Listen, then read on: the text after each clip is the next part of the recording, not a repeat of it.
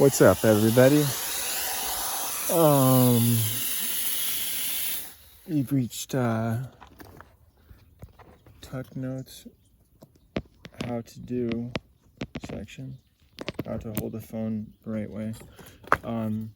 Basically, I'm gonna show you what I did with Hugo the other day. Well, one other thing I did after I screwed this adjustable wand onto this, because there's an area that needs to be planted, that needs to be watered. I don't know why this is not. There we go. Remember how it needs little pressure? Remember? I don't know if you saw that. This is a cool wand. Check it out. This wand you can do like that. You can turn it too when it wants to.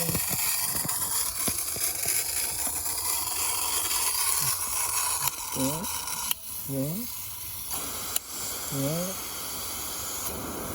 Whoa, see? Yeah.